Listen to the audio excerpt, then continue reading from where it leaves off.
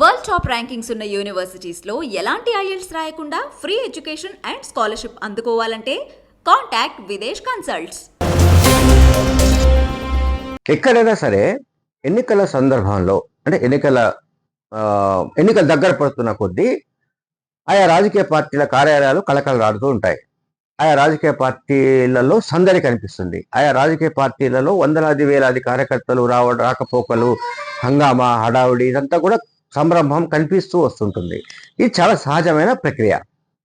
ఆశ్చర్యం ఏంటంటే ఏపీలో జనసేన పార్టీకి సంబంధించిన ఆఫీసులు మూతపడుతున్నాయి. జనసేన పార్టీకి సంబంధించిన ఆఫీసులకు తాళాలు పడుతున్నాయి. దీనికి కారణం ఏంటంటే కొన్ని చోట్ల వాళ్ళు చాలా కాలంగా అద్దెలు చెల్లించకపోవడంతో ఆ భవనాల యజమానులు ఏం చేస్తున్నారంటే వాటి ముందు శుభ్రంగా టులెట్ అని బోర్డు కూడా పెట్టేస్తున్నారు.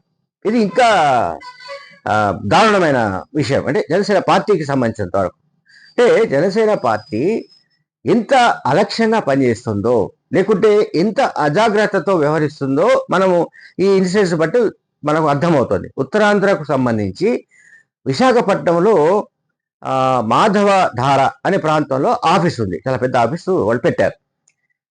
ఆ తర్వాత ఇప్పుడు అది టూలెట్ బోర్డు ఆ భవన యజమాని పెట్టేశాడు.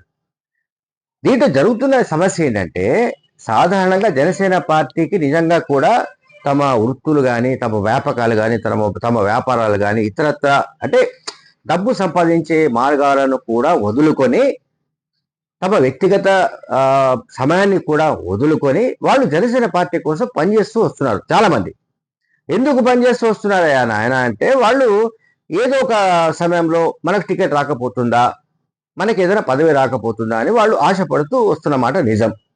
బట్ ఇక్కడ పవన్ కళ్యాణ్ కంప్లీట్గా ఈ కూటమిలో టీడీపీ, బీజేపీ, జనసేన కూటమిలో ఓ జూనియర్ పార్ట్నర్గా కనిపిస్తున్న నేపథ్యంలో ఆయన 21 సీట్లకే పరిమితమైన నేపథ్యంలో 21 సీట్లకు ఇచ్చినందుకు నిరసన లాంటిది ఏమీ తెలపకపోవడంతో చాలా చోట్ల చాలా మంది డీలా పడిపోయారు.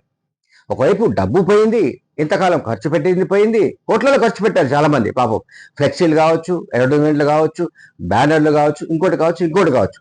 జనసేన పార్టీ తరపున పని చేస్తున్న కార్యకర్తలు కానీ ఆశావహులు కానీ వాళ్ళందరూ కూడా డీలా పడిపోయి నీరస పడిపోయి చాలా చోట్ల మొత్తానికి దుకాణం మూసేయాల్సిన పరిస్థితులు కనిపిస్తున్నాయి.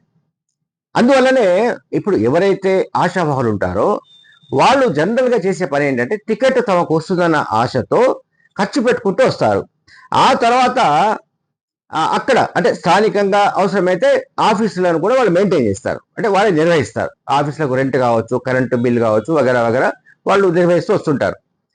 ఇప్పుడు ఇక్కడ జనసేన పార్టీ 21 సీట్స్కే పరిమితం అయిపోయిన కారణంగా మిగతా చాలా చోట్ల కూడా ఎక్కడైతే జనసేన పార్టీ ఆఫీసులు ఉన్నాయో ఆ ఆఫీసులు మూసేసుకోవాల్సిన పరిస్థితి కనిపిస్తోంది. అంటే తాళాలు పడుతున్నాయి. ఇది ఇంతకంటే దారుణమైన పరిస్థితి బహుశా జనసేన పార్టీ ఇది ఒక రకమైన పరాభవం జనసేన పార్టీకి. ప్రజల్లో జనసేన పార్టీ పరాభవానికి గురవుతున్నదని చెప్పడానికి ఇటువంటి 1-2 ఇన్సిడెంట్స్ చాలు. పార్టీ అంటే మామూలు సందర్భాల్లో వేరు, కానీ ఎన్నికల సందర్భంలో ఆఫీసులు కలకలలాడాలి, ఆఫీసులకు జనం పెద్ద ఎత్తున వస్తూ పోతూ ఉండాలి, పార్టీ నేతల సమావేశాలు జరుగుతూ ఉండాలి, మీడియా సమావేశాలు జరుగుతూ ఉండాలి. ఇటువంటి సమయంలో ఎన్నికలకు సంబంధించిన పక్కా సరైన టైంలో ఈ రకమైన పరిస్థితులు తలెత్తడం అనేది జనసేన పార్టీ అధ్యక్షుడు పవన్ కళ్యాణ్ లేదా ఆ పార్టీలో నంబర్ 2 అనుకునే political affairs committee chairman Nadendla Manohar మరి వీళ్ళేం జవాబు చెప్తారో మనకు తెలియదు. Thank you very much.